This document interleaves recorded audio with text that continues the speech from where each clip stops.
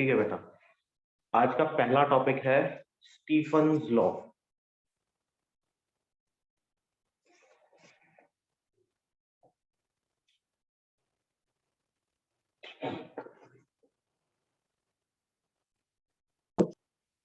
Stephen's law of black body radiation.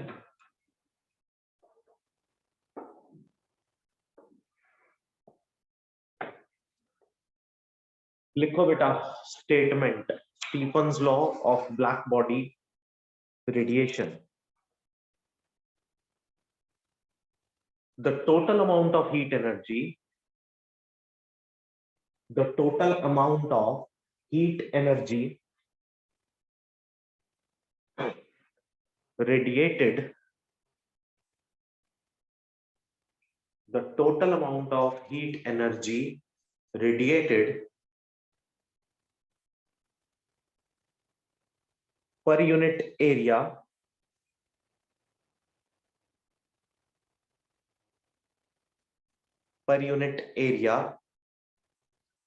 of a perfect black body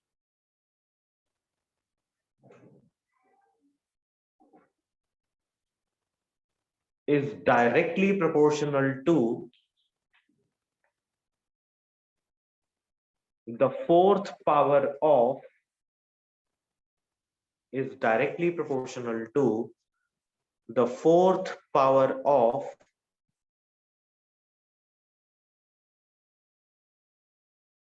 absolute temperature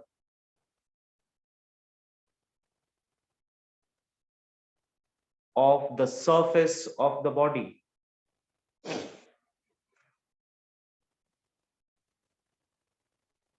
The total amount of heat energy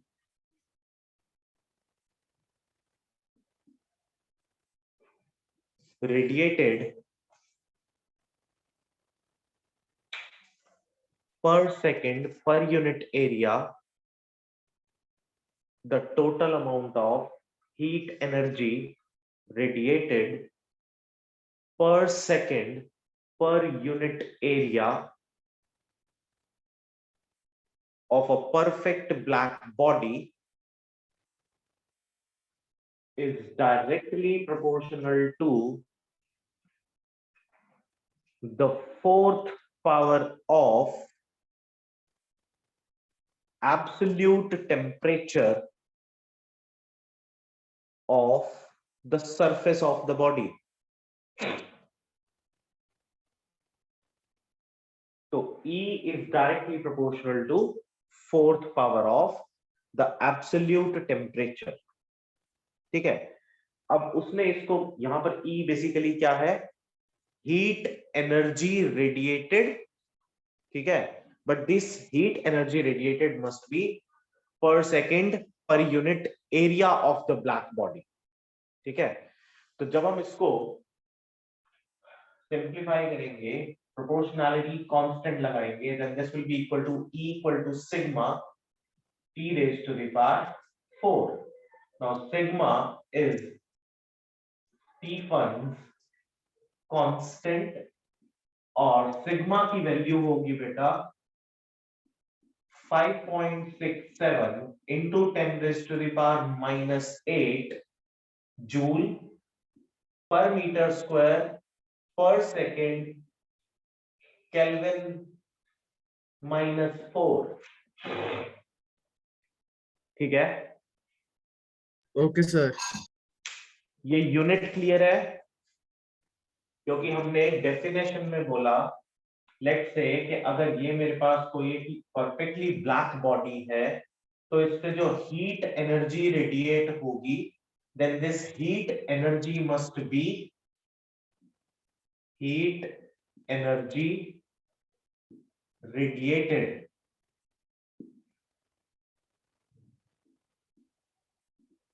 पर second per unit area.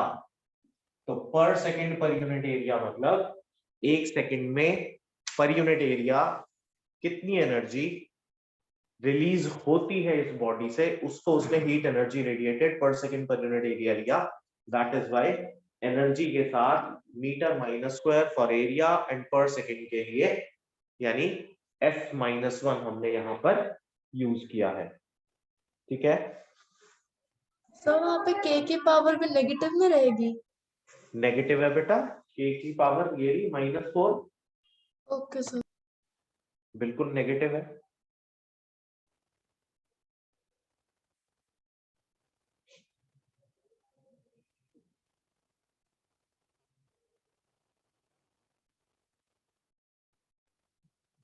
अच्छा, इस particular law को ही Stephen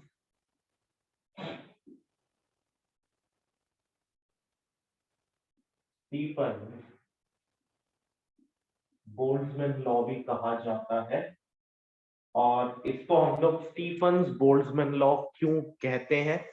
because कि theoretical explanation was given by Stefan's, but इसका जो एक mathematical proof था that was given by Boltzmann.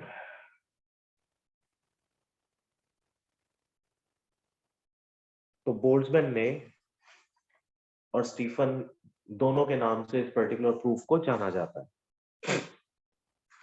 अगर ये बॉडी आपकी परफेक्ट ब्लैक बॉडी ना हो, ठीक है, और अगर हम कहें if a body is not a perfectly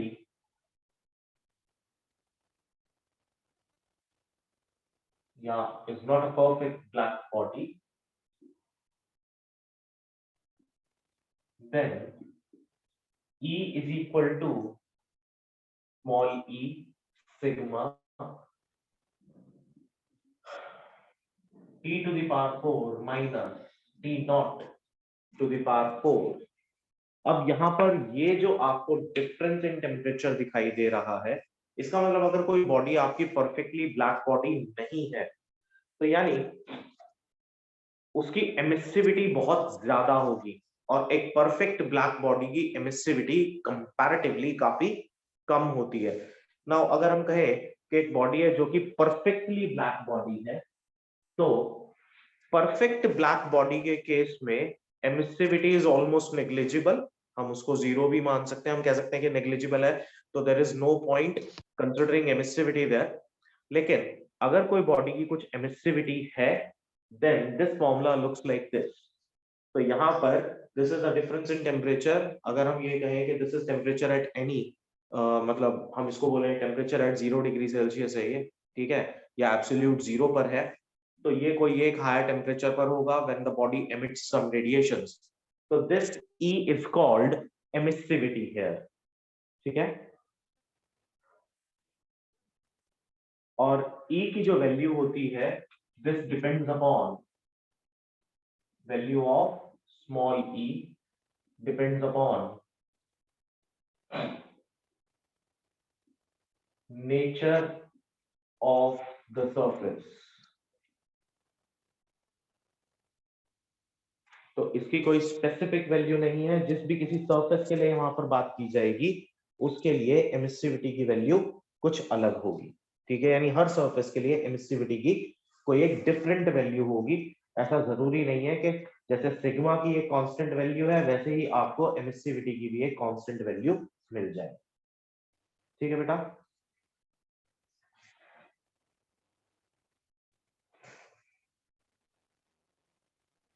क्या इतनी बात क्लियर है?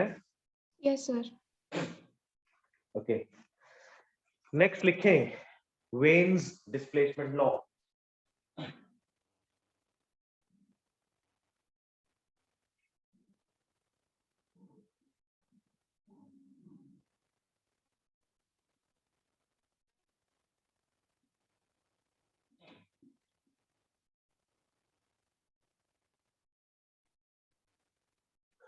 लिखो बेटा veins displacement law.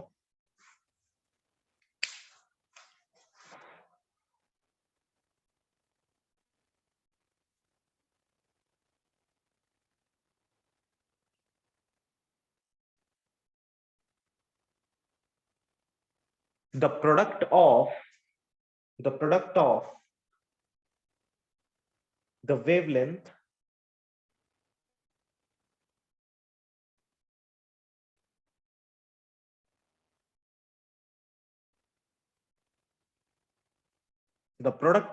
the wavelength corresponding to the maximum radiant energy, the product of the wavelength corresponding to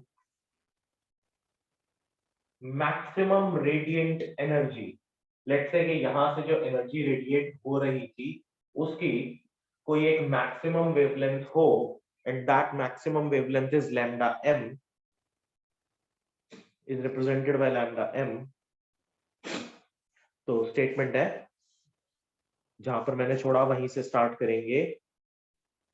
The product of wavelength corresponding to the maximum radiant energy and the corresponding absolute temperature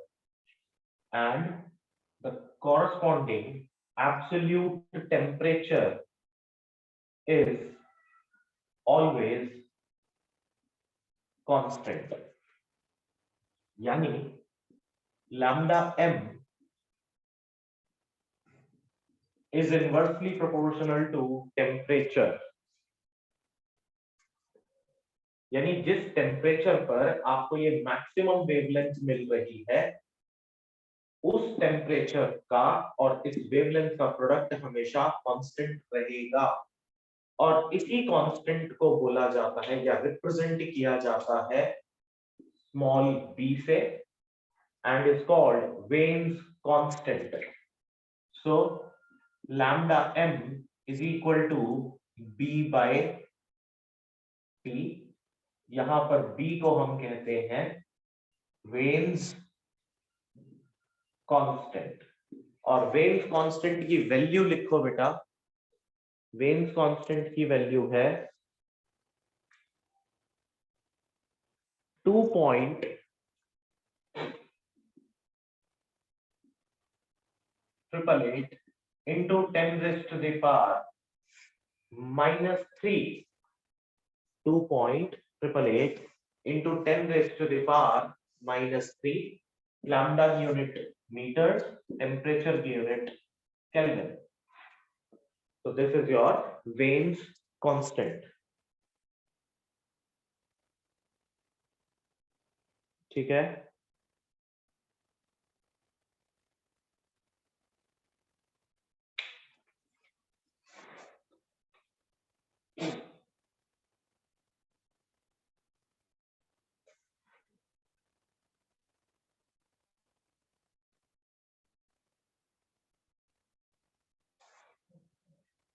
ठीक है बेटा. Yes sir. अच्छा, इस particular चीज को समझने के लिए इसका ना एक ग्राफ प्लॉट करते हैं. ठीक है. और उस पर्टिकुलर ग्राफ से आपको काफी सब चीजें समझ में आनी शुरू हो जाएंगी कि यहाँ पर बेसिकली कहा क्या जा रहा है. अगर हम किसी भी एक परफेक्ट ब्लैक बॉडी से या किसी भी एक ब्लैक बॉडी से एनर्जी रेडिएटेड और वेवलेंथ का कर्व बनाने की कोशिश करें एट डिफरेंट टेम्परेचर्स, तो वो हम कैसे बना सकते हैं देखो जरा. अच्छा, इतना पार्ट क्लियर है?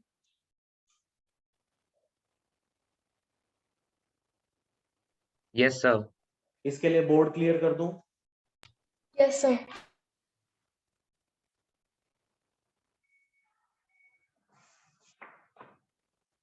सिर्फ इतना ही क्लियर करूंगा so that the graph properly बन जाए. अच्छा, मान लो कि हम यहाँ पर एक एनर्जी और वेवलेंथ के लिए कर्व बनाने की कोशिश करें और जो स्पेक्ट्रम ले लेते हैं हम यहाँ पर वेवलेंथ का स्पेक्ट्रम. लेट्स से कि ये मेरा रेड है और ये मेरा वॉयलेट है यहाँ पर. So these 2 points are the points of the extreme points of visible spectrum. एक minute. So these 2 points are the extreme points of visible spectrum, जहां पर ये आपका रेड और ये आपका वॉयलेट, ठीक है। नाउ लेट्स से कि हम स्टार्ट करते हैं किसी भी एक रेंज से, और इसका जो कर्व है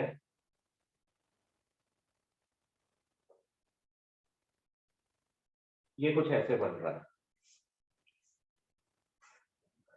जैसे जैसे मैं वॉयलेट से आगे रेड की तरफ मूव करूंगा तो कर्व थोड़ा सा रिड्यूस होते चले जाएंगे, यानी छोटे होते चले जाएंगे, और जब हम रेड पे जाएंगे तो ये कर्व कुछ ऐसा होगा, इसके बाद ये और छोटा हो गया, और इसके बाद ये और छोटा हो गया। अगर मैं इनकी पीक्स को जोड़ दूं आपस में तो ये कुछ इस तरह का कर्व बनाता है, यानी ई लैम्डा और वेवलेंथ के बीच में जो कर्व बनेगा वो ये डॉटेड लाइन कर्व दिखाई दे रहा है। And what it shows basically, it shows कि जैसे जैसे वेवलेंथ बढ़ती चली जाएगी, जैसे जैसे वेवलेंथ बढ़ती चली जाएगी, आप यहां पर देख रहे हो हमने वॉयलेट से स्टार्ट करा। जब आप विबग्योर की बात करते हो बेटा, तो रेड की वेवलेंथ मैक्सिमम होती है, वॉयलेट की वेवलेंथ मिनिमम होती है, ये आपने क्लास 10th में पढ़ा था। अब जैसे जैसे वेवलेंथ बढ़ती चली जा रही है वैसे वैसे आप ये देख रहे हो कि एनर्जी रेडिएटेड रिड्यूस होता चला जा रहा है, ठीक है। तो इसके लिए जो हमने अभी एक रिलेशन बनाया कि लैम्डा और टेम्परेचर कांस्टेंट रहेंगे, वेन्स डिस्प्लेसमेंट में हमने पढ़ा।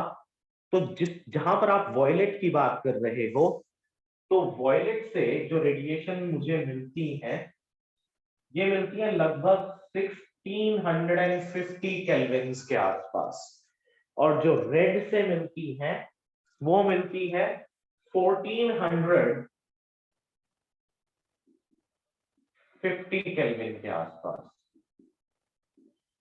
यानी आपको जो विजिबल स्पेक्ट्रम की रेंजेस मिलेंगी वो इन दोनों 200 केल्विन के गैप पर ही मिलेंगी। इसके बियॉन्ड या तो वो अल्ट्रा वायलेट हो जाएगा या फिर वो इंफ्रा रेड हो जाता है, ठीक है बेटा।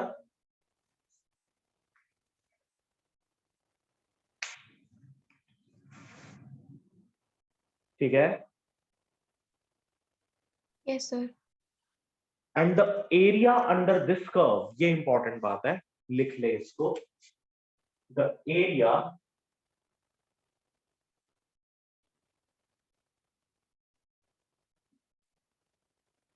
under this curve represents the total energy emitted, या आप उसको कैलकुलेट करना चाहें तो ऐसे कर सकते हैं, total energy which is given by E lambda D lambda, और ये वेवलेंथ होगा 0 से लेके मैक्सिमम जो भी कोई वेवलेंथ आपको रेंज दे रखी होगी उसके बीच में। यानी कि इन दोनों कर्व्स के बीच की अगर टोटल एनर्जी निकालनी हो तो फिर हम ये वाला रिलेशन यूज कर सकते हैं, और उसके लिए emissivity will be given to you, ठीक है। ऑल्दो एमिसिविटी अब आपके कोर्स में है नहीं, ऐसे ही एब्जॉर्प्टिविटी के लिए भी रिलेशन बन सकता था, that will be A lambda. तो ये तो था टोटल एनर्जी रेडिएटेड के लिए, टोटल एनर्जी रेडिएटेड। और अगर कोई बॉडी रेडिएशन एब्जॉर्ब कर रही है तो ये फॉर्मूला चेंज हो जाता है, फिर हम लोग वहां पर एब्जॉर्प्टेंस यूज करते हैं, और एब्जॉर्प्टेंस को स्मॉल ए से रिप्रेजेंट किया जाता है, but that particular thing is not in your course now. तो लेकिन आप सिर्फ इतने को ही ध्यान में रखें आप।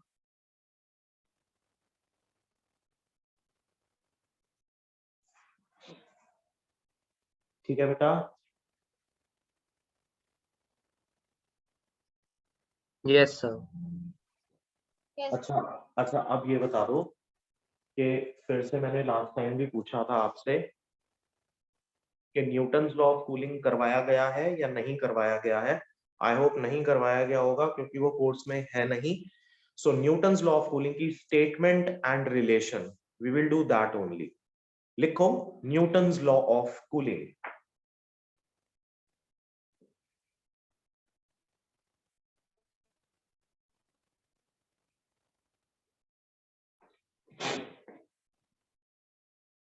लिखो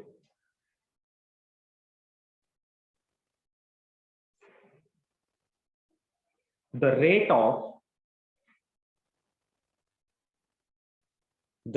of loss of heat by a body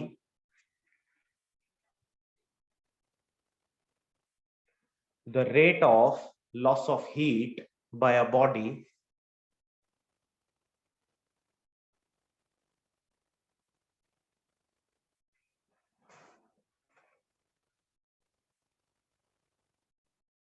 is directly proportional to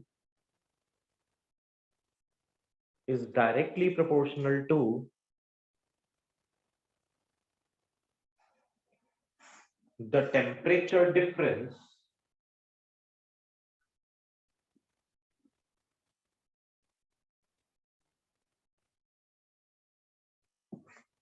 between the body and the surrounding,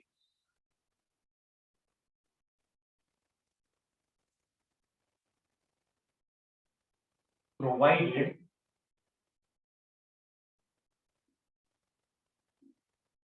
that the difference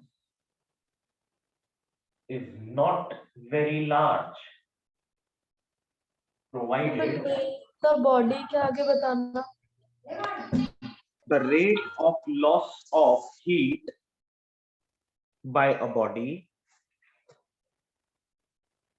is directly proportional to the temperature difference. The rate of loss of heat by a body is directly proportional to the temperature difference between the body and its surroundings,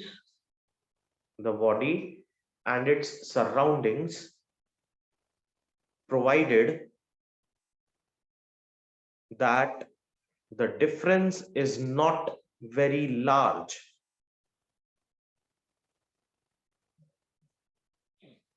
ठीक है? Yes sir.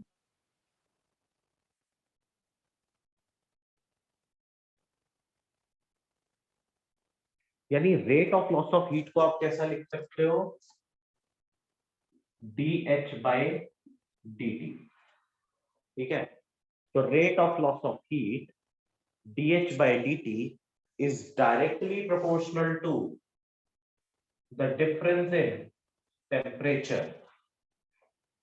और जब हम कहते हैं rate of loss of heat is directly proportional to difference in temperature, और proportionality sign को यहां हम रिमूव करेंगे। अच्छा, बुक्स के अंदर ऐसा भी लिखा हुआ हो सकता है कि ये आपका T और ये हो temperature of the body at 0 degree Celsius. तो इसको जब हम सॉल्व करते हैं तो this becomes dH by dt is equals to minus of K T minus T naught। तो K यहाँ पर प्रोपोर्शनैलिटी कांस्टेंट है आपका, and its value depends upon again the nature of the body, the nature of surface of the body। Value of K depends on the nature of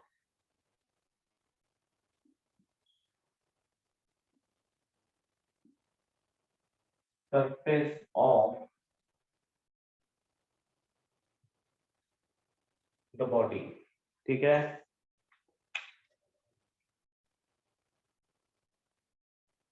ठीक है बेटा। Yes, sir. तो this is Newton's law of cooling. अब यहां से अगर आप कोई एक्सप्रेशन डिराइव करना चाहते हो तो कर भी सकते हो बेटा, ठीक है। जैसे अगर हम कहें कि डी एच क्या था, आपकी कुछ बुक्स के अंदर डी एच को ना डी क्यू से भी रिप्रेजेंट कर रखा होगा, और क्यू की वैल्यू हमें पता थी कि क्यू होता है हमारे पास एमसी डेल्टा टी, है ना, या हम ये कहें कि M C, T D Q will be equal to M D D, T फिर इसी को आप लिख सकते हो D H is equals to M D D. T अगर मैं यहां पर इसको एमसी डी टी लिख दूं, ठीक है, तो ये हो जाएगा MC D T upon D T is equals to minus of K T minus T not, ऐसा लिख सकते हैं इसको। एक बार ये रिपीट करना। देखो डीएच क्या था, हीट था ना, change in heat with respect to time T. Yes sir. आप हीट को एमसीटी लिख सकते हो। Yes sir. भाई हर सब्सटेंस की, जैसे कि मैंने बोला, value of K depends upon the nature of surface of the body. तो हर सरफेस का टेम्परेचर बढ़ाने के लिए या टेम्परेचर घटाने के लिए उसकी स्पेसिफिक हीट रिस्पॉन्सिबल होती है। यानी आप 1 डिग्री से अगर टेम्परेचर राइज कराना चाहते हो तो whatever be the amount of energy required in that case depends upon its specific heat, और अगर आप घटाना चाहते हो तो वो भी स्पेसिफिक हीट पर डिपेंड करेगा। तो अकॉर्डिंग टू दैट डीएच की जगह मैं क्या लिख सकता हूँ, एमसीडीटी लिख सकता हूँ। तो ये एमसी के नीचे आ जाएगा, तो this becomes dt by dt is equals to minus of k by mc t minus t naught, लिख सकते हैं ना बेटा। हाँ जी सर। अब k भी कांस्टेंट है, मास और specific heat of the substance भी कांस्टेंट ही रहेगा। इसका मतलब dt upon t minus t naught can be written as minus of some other constant capital K, या आप इसको k की बजाय कुछ और लिख लो। लेट्स से कि भाई कोई कांस्टेंट आपने यहां लिख लिया z, यहां हम लिख पा रहे हैं कि k by mc is equal to some constant z, ठीक है, into dt, ऐसा लिख सकते हैं। Yes sir. बस अब कुछ नहीं करना, इसको इंटीग्रेट कर दो। तो अगर मैं इसका इंटीग्रेशन कर दूं तो इंटीग्रेशन ऑफ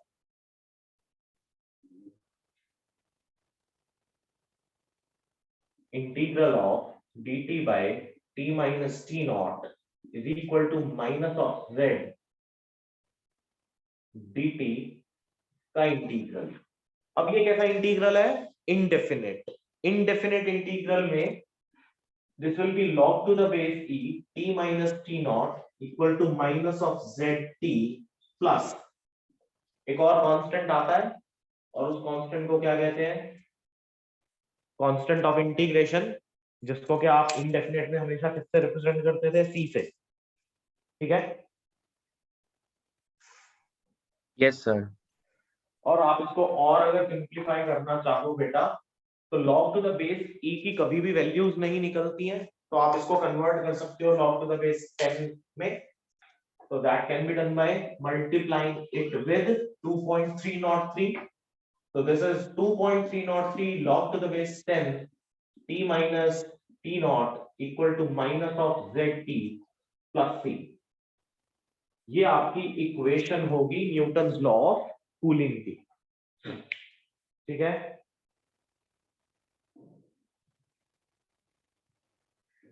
सर इसकी वाले से डेरिवेशन नहीं, क्योंकि इसमें से न्यूटन्स लॉ वाले पार्ट में से तो बहुत कुछ कट गया है, तो इसकी पूरी डेरिवेशन आना नहीं आएगी, तो मैंने लेकिन फिर भी करा दिया आपको, ये कराई है, इसके पीछे एक रीजन है, ठीक है। कई बार वो आपसे क्वेश्चन पूछता है, और ये क्वेश्चन बहुत इंपॉर्टेंट है आपसे। थ्योरी के अंदर कई बार कह देगा कि let's say we have a body, ठीक है, and the situation is that there is not much difference between the temperature of the body and the temperature of surroundings. यानी जो temperature difference है that is not very large. Now plot the cooling curve of the body. आप कैसे करोगे? तो you must have some relation with you, तभी तो आप कोई cooling curve plot कर सकते हो. जब कोई रिलेशन ही नहीं होगा तो कूलिंग कर्व कैसे प्लॉट करोगे विद रिस्पेक्ट टू टाइम? कर सकते हैं क्या? No sir. रिलेशन होगा तभी बना सकते हैं. तो कूलिंग कर्व बनाने के लिए आपको क्या करना होगा, देखो जरा.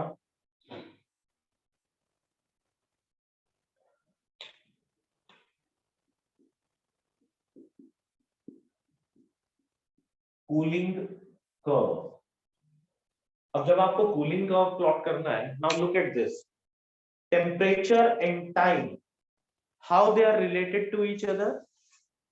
That temperature is the logarithmic function of time, है ना?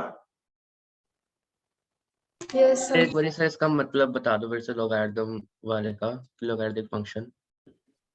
देखो, टाइम और टेम्परेचर को अगर हम आपस में ध्यान से देखें तो ये एक ऐसा अब ऑब्वियसली ये तो एक कांस्टेंट है और ये प्रोपोर्शनल या आपका इंटीग्रल कांस्टेंट है. लेट्स से कि इंटीग्रल कांस्टेंट यहाँ पर ना भी हो तो ये फंक्शन कैसा बनेगा? ये फंक्शन कुछ ऐसा बनेगा, y is equals to k times of log x. ऐसा ही बन रहा है ना? Yes sir. तो आप क्या कहेंगे? y is a function. अब जो y एक फंक्शन है, it is dependent function of x, but कैसा? Logarithmic dependent function of x ना? Yes sir. है ना? तो now look at this. Time और temperature, they are the logarithmic functions of each other. हाँ जी सर. ठीक है? या आप ऐसा कहते इसको कि भाई ये k यहां अगर नहीं भी है, देन इन दैट केस जो अगर हम इसको एक्सपोनेंशियल फॉर्म में कन्वर्ट करते तो e raise to the power y is equal to x हो जाता है. Yes sir. तो हम ये कहते कि जो y है वो एक्सपोनेंशियल फंक्शन है किसका? x का. तो इसका जो कर्व होना चाहिए वो कैसा होना चाहिए? वो एक्सपोनेंशियल कर्व ही होना चाहिए. देखें ध्यान से, इधर अगर मेरे पास टाइम हो और इधर अगर टेम्परेचर हो तो दिस गोज लाइक दिस. तो this curve is called the cooling curve. ठीक है? Yes sir. तो टाइम और टेम्परेचर आपस में इस तरह से रिलेट होते हैं. आप इस पर्टिकुलर इक्वेशन को अगर सिंप्लीफाई करना चाहे तो ये एक्सपोनेंशियल में ही जाएगी. यहां पर हमने इसको log टू द बेस 10 में, यानी कि नेचुरल लॉग में, सॉरी, हाँ, आपके 10 बेस के अंदर हमने कन्वर्ट कर दिया है. बट अगर आप इसको एक्सपोनेंशियल में कन्वर्ट करते तो कैसा लिखते? देखो, इसी इक्वेशन को अगर मुझे एक्सपोनेंशियल में कन्वर्ट करना होता तो ये जाता t माइनस टी नॉट. इसको मैं यहां लिख रहा हूं, t minus T naught is equal to e raise to the power minus of zt. ऐसा लिखते हैं ना? Yes sir. ठीक है? e raise to the power minus of zt plus c. ऐसा ही आता?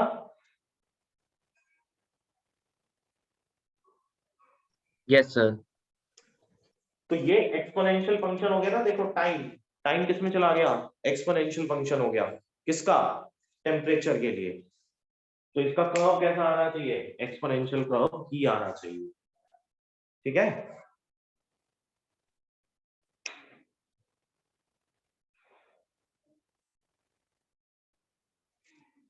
ठीक है बेटा? हाँ जी सर. हाँ जी सर. तो इतनी बात यहां से क्लियर है सबको? किसी को कोई प्रॉब्लम, कोई डाउट तो नहीं है? No sir.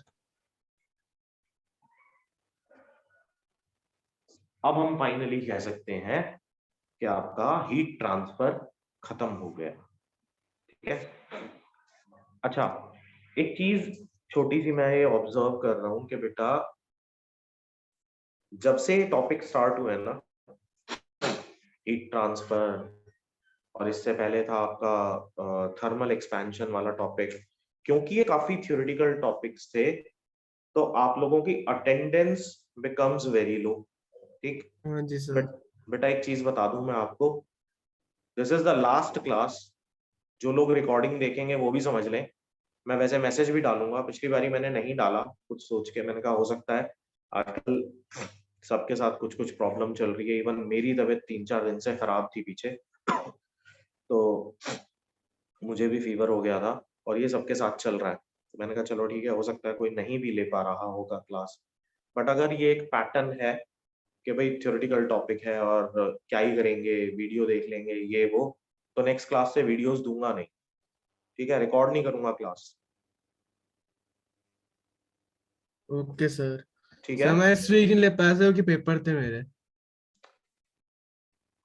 पेपर बेटा ये तो देखो यूटीज जो होते हैं ना, तो हाँ ये जी सर। ये इसके अंदर आप अगर 1 घंटे की क्लास अटेंड नहीं कर सकते हो तो ये शो करता है कि आप पिछले बहुत सारे दिनों से रेगुलर पढ़ाई नहीं कर रहे हैं। तो मेरे लिहाज मतलब मेरे ख्याल से आप लोगों को यूटीज के लिए तो क्लास स्किप नहीं करनी चाहिए। बाकी पता नहीं। ओके सर, अगली बार से नहीं करूँगा। ठीक है ना। तो जो लोग क्लास में नहीं आते हैं तो नेक्स्ट क्लास से मैं रिकॉर्डिंग दूंगा नहीं बेटा। ठीक है ना। ठीक है सर। Okay sir. अच्छा, अब ये पर्टिकुलर टॉपिक क्लियर है सबको? हाँ हाँ जी जी सर। सर। ठीक है। आज अब अच्छा, अभी बोर्ड को क्लियर कर दूंगा अब यहाँ से। Yes sir. Yes sir. ठीक है, आज स्टार्ट करेंगे नया टॉपिक और ये टॉपिक बहुत इंपॉर्टेंट है बेटा, बहुत ज्यादा इंपॉर्टेंट है जिसको कहते हैं, and the topic is thermodynamics. ठीक है। हाँ जी सर। ओके वैसे सर। मैं ये सोच रहा था कि आज वाली क्लास ये वाली थोड़ा सा जल्दी खत्म हो, मतलब ये वाला टॉपिक थोड़ा सा जल्दी खत्म हो जाएगा and then we will start thermodynamics. But इसने ठीक ठाक टाइम ले लिया। ठीक है, and we don't have much time left with us आज की क्लास के अंदर। तो या तो इसको अगली क्लास में स्टार्ट करें। ठीक है। सर वैसे हाँ जी केमिस्ट्री सर। क्लास कैंसिल हो गई है सर। अरे यार केमिस्ट्री कैंसिल हो गई ना। मैं तो इस लिहाज से कह रहा हूँ कि अभी हाल फिलहाल सिर्फ 11 लोग हो आप। इससे तो मेरी भी आगे और क्लासेस है तो मैं भी ले नहीं पाता 4 4 के बाद। तो मैं वही कह रहा हूँ ना, तो सिर्फ 11 ही लोग हो आप। तो या तो थर्मोडायनेमिक्स अगली ही क्लास में स्टार्ट करें, आज इसको यहीं तक छोड़ दें। यस सर, अगली क्लास में स्टार्ट कर देते अगले हैं में सर। कर लेंगे। सर अगली में ही कर देते सर। ठीक है, तो अगली क्लास के अंदर थर्मोडायनेमिक्स स्टार्ट कर देंगे और मैं ये वाला जो आपको मैसेज मैंने बोल के दिया है ये मैं एक बारी लिख के भी डाल दूँ। ठीक है। Okay sir. Okay sir. तो नेक्स्ट क्लास से कोशिश ये करना बेटा मैक्सिमम नंबर्स के अंदर, और जो लोग इरेगुलर हैं वो भी रेगुलरली क्लास अटेंड करें। थर्मोडायनामिक्स ऐसा टॉपिक नहीं है जिसको कि आप डिस्काउंट कर सको। ठीक है, ये आपके दोनों उसमें आता है, केमिस्ट्री में भी और फिजिक्स में भी। और ये मैं पहले भी बोल चुका, अगर किसी के दिमाग में ये बात है कि केमिस्ट्री से आप थर्मोडायनामिक्स कर लेंगे और फिजिक्स में हो जाएगा, तो मैं आपको एक बार बता दूं, sign conventions are different in both the subjects. ठीक है, वहां पर अप्रोच उतनी एनालिटिकल शायद नहीं है, बट यहाँ एनालिटिकल अप्रोच ज्यादा है। वहां न्यूमेरिकल शायद उतने नहीं है लेकिन यहाँ ज्यादा है। ठीक है। ठीक है sir. Okay sir. Yes sir. वहां होती है डेरिवेशंस क्या केमिस्ट्री में? यस सर, सर थोड़ी यस बहुत सर, होती काफी सर थोड़ी बहुत होती है सर। नहीं, इसकी थर्मोडायनामिक्स की होती है हाँ जी सर। डेफिनेशन? हाँ है। जी सर सर। होती हाँ है। जी सर, हर क्या टॉपिक आई के है सर बारे मेरी में। तो। हर टॉपिक में डेरिवेशन है सर। सर चलो ठीक। सर न्यूमेरिकल सारी डेरिवेशन थी उसके अंदर। चलो ठीक है फिर। तो नेक्स्ट क्लास में हम लोग स्टार्ट करेंगे जीरोथ लॉ ऑफ थर्मोडायनामिक्स। ठीक है। Okay sir. Okay sir. चलो ओके आज सर। यहीं तक रखते हैं फिर। ठीक है। सर एक बार जो ओके आपने सर। न्यूटन सीट वाले से पहले का कराया था ना टॉपिक, उसका जरा एक बार स्क्रीनशॉट अगर आपने खींचा तो वो भेज दोगे। किससे पहले का? सर ये अभी जो आपने ये न्यूटन लॉ ऑफ हीट कराया, इससे पहले का टॉपिक बारी भेज दोगे, मेरा ग्लिच हो गया था तो वो मैं मीटिंग हाँ में हाँ हाँ, वो मैंने स्क्रीनशॉट ले रखा हूँ, भेज दूँ। Okay sir, thank you sir. ठीक है बेटा। सर मैंने सरफेस टेंशन की वर्कशीट से क्वेश्चन पूछना था। हाँ बोलो। Sir question number 10। Question number 10 surface tension की वर्कशीट से। बेटा एक बार बोलोगे क्वेश्चन कौन सा है? हाँ जी sir. A glass cube of mass 0.02 अच्छा kg ठीक है, मिल गया floats on the रुको। surface of water. A glass cube of mass 0.02 kg floats on the surface of water. Each face of the glass cube is 0.03 meter long. Determine the distance between the lower face of the glass cube and the surface of the water. No, glass cube and the surface of water. Determine the distance between. ये बेटा बिल्कुल same वैसा question है जो कि मैंने आपको पहले एक वो भेजा था सॉल्यूशन। सर वो स्प्रिंग वाला। हाँ, तो इसमें क्योंकि अब वहां पर थ्रस्ट से सॉल्व होगा। क्योंकि वहां पर भी देखो, मैंने आपको उस दिन भी बोला था सॉल्यूशन करने से पहले कि शायद ये question without using the force constant हो जाएगा, और वो वैसे ही हुआ था। Yes sir. ये बिल्कुल वैसा ही क्वेश्चन है, सेम वैसा ही है। एक बार ही करके देखो, नहीं होता है तो टेक्स्ट कर देना मुझे, मैं सेंड कर दूंगा सॉल्यूशन इसका। तो ये सर अब थ्रस्ट वाले टॉपिक से करना है ना? हाँ बिल्कुल। Okay sir. और 17th question number 17। At a certain temperature, the density of mercury is 13,600 kg per meter cube, and its surface tension is 0.47 joule per meter square. Find out the work done in breaking 13.6 kg of mercury into droplets, each having a diameter of 10 to the power minus 6 meter. अच्छा ठीक है, अभी हमें उल्टा चलना है। पहले हम लोग क्या करते थे, कोएलेस्ट करते थे, ठीक है, यानी n नंबर ऑफ ड्रॉपलेट्स को मिला के हम एक सिंगल ड्रॉपलेट बना लेते थे बड़ा। यहाँ उल्टा हो रहा है कि अब हमारे पास छोटे ड्रॉपलेट्स हैं और उससे हमें क्या बनाना, नहीं, एक बड़े ड्रॉपलेट से हमें छोटे ड्रॉपलेट्स बनाने हैं, ठीक है। तो ये कोएलेसेंस नहीं है, यहाँ ब्रेकिंग करनी है हमें, ठीक है। Yes sir. तो जो वॉल्यूम दे रखा है आपको, वहां से आप इसका रेडियस निकाल लो बेटा। वॉल्यूम तो है ना हमारे पास। तो सर इसको स्फेयर लेके ही चलना है? हाँ, स्फेयर लेके चलना है। Okay sir. तो स्फेयर लेके चलोगे तो हो जाएगा, वो हो जाएगा n times of capital R is equals to n times of small r raised to the power 1/3, है ना। Yes sir. तो बस वहां से आपके पास रेडियस आ गया, तो वर्क डन निकल जाएगा। वर्क डन कितना होगा, फोर्स इनटू डिस्प्लेसमेंट, और फोर्स को आप क्या लिख सकते हो, pressure into area, area into displacement, volume हो गया। तो सर हम वॉल्यूम निकालेंगे उसमें, तो n की वैल्यू, n तो पता नहीं ना।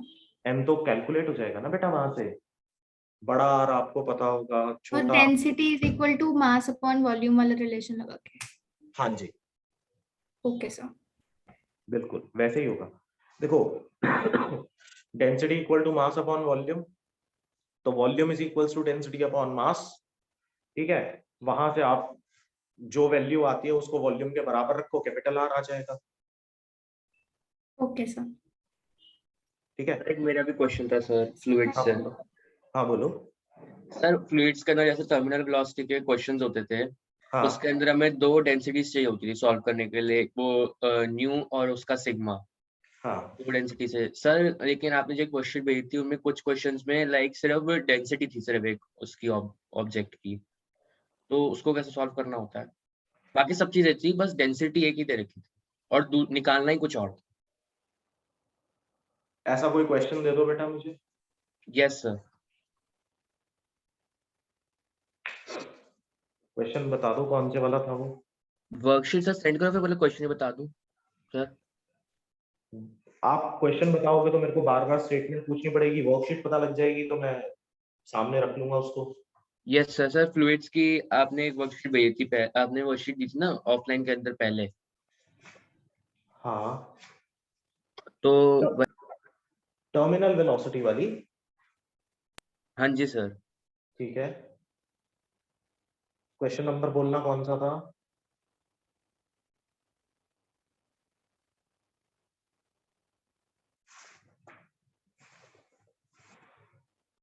सर क्वेश्चन 12 एक बार देखना। A drop of water of diameter, ये वाला। Yes sir. क्या दिक्कत आ सर गई इसमें? सर उसके अंदर सर पता नहीं क्वेश्चन याद नहीं आ रहे सर, वो रात को बैठ के कर रहा था तो उनके अंदर ही अच्छा डेंसिटी। चल सुन देख, a drop of water of diameter, water की डेंसिटी कितनी होती है? Sir 10 to the power 3। होती है ना? Yes sir. तो वाटर की डेंसिटी पता लग गई, और दूसरे मीडियम की डेंसिटी 1.2 kg पर मीटर क्यूब दे रखी है।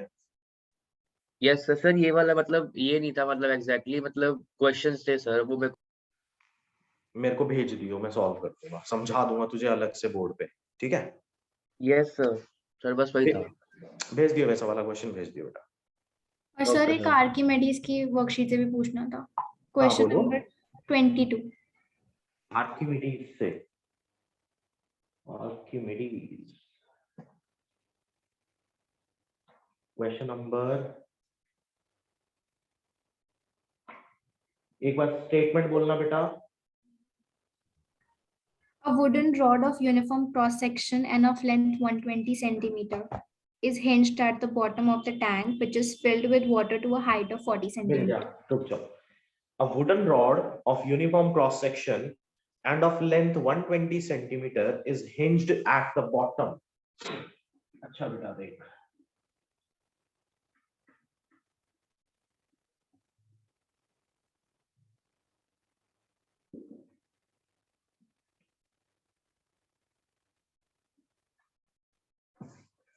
a wooden rod of uniform cross section and a length 120 centimeter is hinged at the bottom of the tank, which is filled with water to a height of 40 centimeters।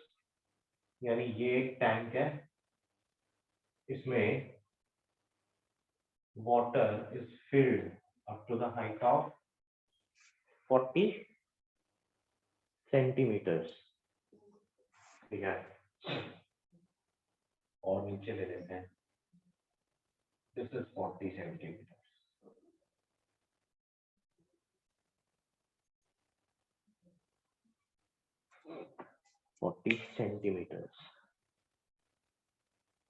In the equilibrium position, the rod makes an angle of 60 degrees with the vertical। अच्छा, एक rod को मान लो कि मैं यहाँ fix कर दूं, rod की एक्चुअल हाइट कितनी थी? 120, and it makes an angle of 60 degrees with the vertical। तो इसने ये एंगल बना दिया 60 degrees with the vertical। ठीक है, तो अब मैं इसको तो 120 नहीं मान सकता, लेकिन ये तो 120 होगा।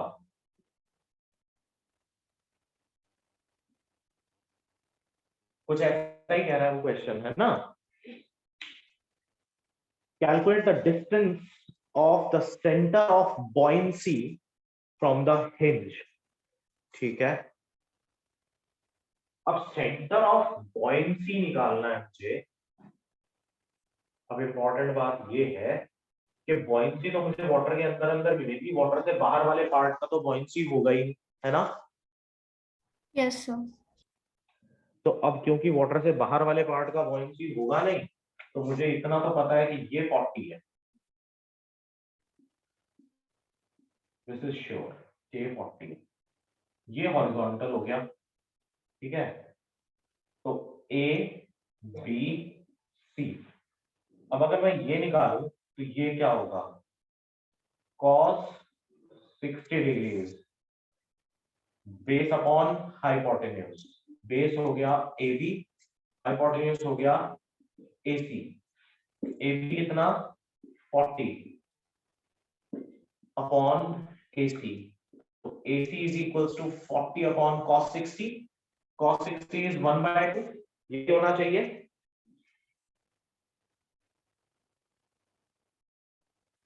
Yes, sir. तो यानी यहां से AC तो आ गया बेटा 80 सेंटीमीटर, कि आपका AC 80 सेंटीमीटर्स होना चाहिए। तो सेंटर ऑफ बॉयंसी कहां पर होता है? Centre of the immersed part पर, यानी ये AC आपका Yes. 80 होगा, तभी ये एंगल 60 बनेगा, ये बात तय हो गई। तो सेंटर ऑफ बॉयंसी कहां होगा? Centre of the immersed part, तो यानी कितने पर? यहां से 40 पर, ठीक है? Yes, sir. बस Okay, sir. ठीक है। और वो वाला ट्राई कर लेना बेटा, Yes, sir. मरकरी वाला, ठीक है? Yes. वो हो जाएगा, बिल्कुल वैसे ही होगा। और वो वाला भी जो सरफेस टेंशन वाला है, वो एग्जैक्टली जो Okay. मैंने सोल्यूशन भेजा था वैसे ही होना। Okay, sir. ठीक है बेटा।